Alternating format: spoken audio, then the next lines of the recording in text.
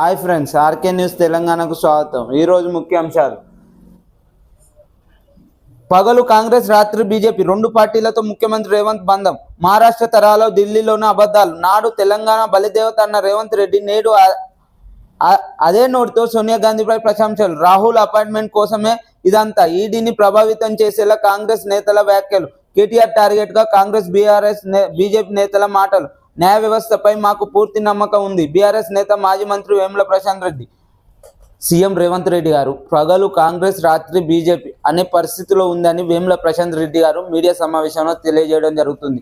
ఎందుకంటే ఈ race formula పైన తప్పుడు కేసులు పెట్టి ఇదే ఉద్దేశంతో కేటీఆర్ గారిని జైలు పాలు చేయడానికి సిద్ధమైన కాంగ్రెస్ పార్టీ ఈ కేసులేం మాకు కొత్త కాదు, మేము ఎలాంటి తప్పులు చేయలే, దేనికైనా సిద్ధమని చెప్తున్న వేముల ప్రశాంత్ రెడ్డి గారు.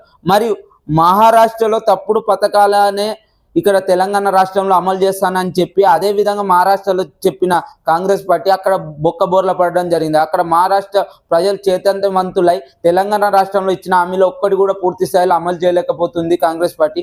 ఇక్కడ అమలు చేయడానికి చైతన్యవంతులై బీజేపీ ఓటు వేయడం జరిగింది. అదే విధంగా ఢిల్లీలో కూడా కాంగ్రెస్ పార్టీ తప్పుడు హామీలనే చెప్పడం జరుగుతుంది. ఈ తప్పుడు హామీల వలన గవర్నమెంట్లు వస్తాయని అనుకున్న కాంగ్రెస్ పార్టీని ఏ రాష్ట్రాలు కూడా నమ్మలేకపోతున్నాయి అని అంటున్న వేముల ప్రశాంత్ రెడ్డి గారు. సుంకే ఇంటిపై దాడికి యత్నం. కాంగ్రెస్ కార్యకర్తల విఫల యత్నం. నినాదాలు చేస్తూ వీధుల్లో వీరంగం. కార్యకర్తలను అడ్డుకున్న పోలీసులు. గంగాధర మండలం బూరుగుపల్లిలో ఘటన. మాజీ ఎమ్మెల్యే ఇంటిపై దాడి దుర్మార్గం. కేటీఆర్ గారు. చొప్పదండి మాజీ ఎమ్మెల్యే సుంకే రవికుమార్ ఇంటిపై ఆయన లేని క్రమంలో ఇంటిపై అక్కడ ఉన్న కాంగ్రెస్ కార్యకర్తలు మరియు కాంగ్రెస్ యూత్ నాయకులు, అధ్యక్షులు, నియోజకవర్గ అధ్యక్షులు దాడికి పాల్పడడం జరిగింది. అంతకు ముందు రోజే అక్కడ ఉన్న ప్రజెంట్ ఎమ్మెల్యే సత్యం గారు ఒక ప్రెస్ మీట్లో చెప్పడం జరిగింది.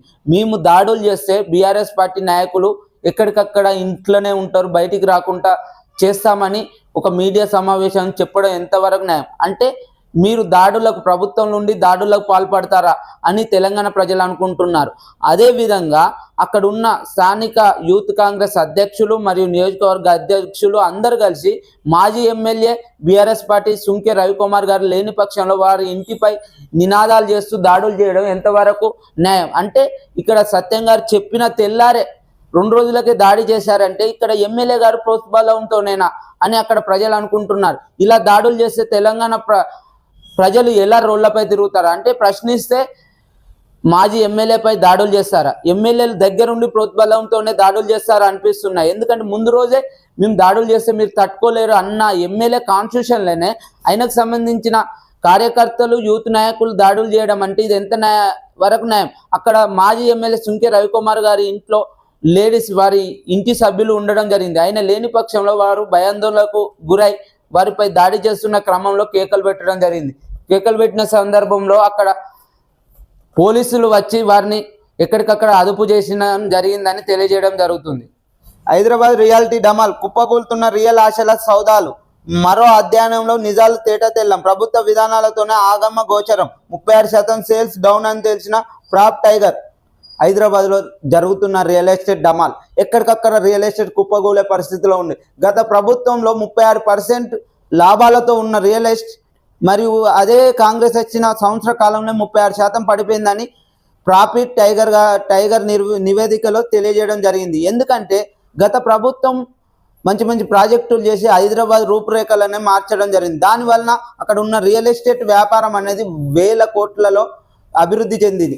1 ఎకరం 100 కోట్లకు పోయిన కోకాపేట భూములు ఇప్పుడు వచ్చిన కాంగ్రెస్ పాలనలో 1 సంవత్సరంలో 50 కోట్లకు పడిపోయిందంటే ఎలా ఉంది హైదరాబాద్ పరిస్థితి?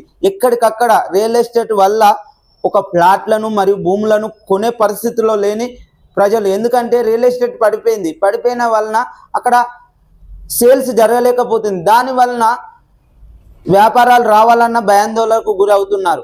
గత ప్రభుత్వం మంచి పనులు చేసి అభివృద్ధి పథకంలో పోవడం వలన అక్కడ 100 రేట్లలో డిమాండ్ రావడం జరిగింది. కానీ సంవత్సర కాలంలో రియల్ ఎస్టేట్ ఎక్కడికక్కడ డమాలై ఒక్కరు కూడా కొనే పరిస్థితుల్లో లేదని తెలియజేయడం జరుగుతుంది. మరియు హైడ్రా అనే పేరుతో హైదరాబాద్కు వచ్చే ప్రాజెక్టులను కూడా భయాందోళనకు గురి చేసిన రాష్ట్ర ప్రభుత్వం. దానివలన పెద్ద పెద్ద ప్రాజెక్టులు హైదరాబాద్కు రావాలన్నా కూడా భయపడే పరిస్థితిలో ఉంది. గత పాలనలో ఇన్ఫోసిస్, పెద్ద పెద్ద అమెజాన్, గూగుల్ అసొంటి సంస్థలు కూడా వచ్చి ఏ రాష్ట్రంలో పెట్టని విధంగా మన రాష్ట్రంలో ప్రాజెక్టులు పెట్టడం జరిగింది కంపెనీలు. కానీ ఈ సంవత్సర కాలంలో రేవంత్ రెడ్డి గారు మరి కాంగ్రెస్ ప్రభుత్వం వచ్చిన సంవత్సర కాలంలోనే హైడ్రా అనే పెద్ద బాంబుతో నిరుపేదలైన ఇళ్లను, పెద్ద పెద్ద ప్రాజెక్టులను కూల్చడం జరిగింది. దానివలన హైదరాబాద్కు పెద్ద దెబ్బ తాకడం వలన అక్కడ రియల్ ఎస్టేట్ మొత్తం కుంగిపోయి ప్రభుత్వ భూములైనా ప్లస్ ప్రైవేట్ భూములైనా కూడా ఎక్కడికక్కడ సగం ధరకే పడిపోయిన వ్యవధిలో పెద్ద పెద్ద సంస్థలైనా, ఫార్మా కంపెనీ అయినా లేక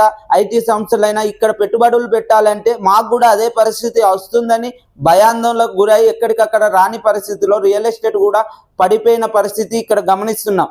ప్రాఫిట్ టైగర్ నివేదికలో తెలియజేసిన సర్వే 12 మంది నక్సల్స్ ఎన్కౌంటర్. ఛత్తీస్గఢ్లోని బీజాపూర్లో ఎదురుకాల్పులు, మృతుల సంఖ్య మరింత పెరిగే అవకాశం. అడవిని చుట్టుముట్టిన 1500 మంది జవాన్లు. ఛత్తీస్గఢ్లోని ఎన్కౌంటర్లు మొదలుపెట్టిన రాష్ట్ర సర్కార్ అక్కడ అటవీ ప్రాంతంలో 15 మంది జవాన్లు చుట్టుముట్టడం జరిగింది. చుట్టుముట్టిన క్రమంలో అక్కడ కాల్పులు జరిపిన నేపథ్యంలో 12 మంది నక్సలైట్లు చనిపోయినలు. మరియు ఇంకా ఇలానే కాల్పులు జరిపితే పెద్ద మొత్తంలో నక్సలైట్లు చనిపోయే పరిస్థితి ఉందని అక్కడ రాష్ట్ర ప్రభుత్వం మరియు మీడియా మిత్రులు తెలియజేయడం జరుగుతుంది. ట్రిబుల్ ఆర్ సౌత్ గందరగోళం. రాష్ట్ర ప్రభుత్వ వైఖరిపై ఎన్హెచ్ఏ విస్మయం. వికసిత్ భారత్లో చేపడతామని చెప్పిన కేంద్రం అయినా డిపిఆర్ పేరుతో రాష్ట్ర సర్కార్ హడావుడి. సైఫ్ అలీఖాన్పై దాడి. ముంబైలోని ఇంట్లోకి చొరబడి కత్తితో పొడిచిన దుండగులు. లీలావతి దవాఖానకు తరలింపు. శస్త్రచికిత్స చేసి వెన్నుముక నుండి కత్తిముక తొలగించిన వైద్యులు. ప్రాణాపాయమేమీ లేదని వెల్లడి. కోటి డిమాండ్ చేసిన దుండగుడు. ఘటనపై సినీ ప్రముఖుల దిగ్భ్రాంతి. సెలబ్రిటీలకే రక్షణ లేదన్న విపక్షాలు. అంటే సినిమా యాక్టర్ సైఫ్ అలీఖాన్ గారిపై దాడి చేయడం జరిగింది. నిన్న దుండగులు ఆయన ఇంటి లోపలికి వెళ్ళి వారి భార్య మీద దాడి చేసే నెపంలో సైఫ్ అలీఖాన్ అడ్డు రావడంతో వారిని కూడా అటాక్ చేసి వారి కత్తిపోట్లు పొడవడం జరిగింది. దానిపై సైఫ్ అలీఖాన్ గారు దాడికి పాల్పడి హాస్పిటల్లో చేరడం జరిగింది. దానివల్ల ఎన్నుముక ఉన్న కత్తిని తీసి వారు ఎలాంటి ప్రమాదంలో లేరు, సేఫ్గానే ఉన్నాడని అక్కడ ఉన్న వైద్య బృందం తెలియజేయడం జరిగింది. వారికి అదివారకే ఫోన్లు చేసి బెదిరింపులు కాల్పులు చేయడం జరిగింది. మీరు ₹1 ఇస్తారా లేదా అని డిమాండ్ చేసిన దుండగులు ₹1 ఇవ్వని నేపథ్యంలో దాడికి పాల్పడడం జరిగింది. దీనిపై ప్రతిపక్షాలు ఏమంటున్నాయంటే ఒక సినిమా యాక్టర్కే రక్షణ లేదా అని తెలియజేయడం జరుగుతుంది. దీనిపై సినీ ప్రముఖులు అందరూ దిగ్భ్రాంతికి గురవుతున్నారు. మాకు రక్షణ లేకపోతే ఎలా? ఇప్పటికే దాడులు అమీర్ ఖాన్ పై, సల్మాన్ ఖాన్ పై దాడి చేయడం జరిగింది. మరి ఇక్కడ సైఫ్ అలీఖాన్ పై దాడులపై సినీ ప్రముఖులు కూడా దిగ్భ్రాంతికి గురి అవుతున్నారు. మాకు రక్షణ లేదంటే ఎలా? దీనిపై ప్రభుత్వాలు రక్షణ కల్పించాలని డిమాండ్ చేయడం జరుగుతుంది.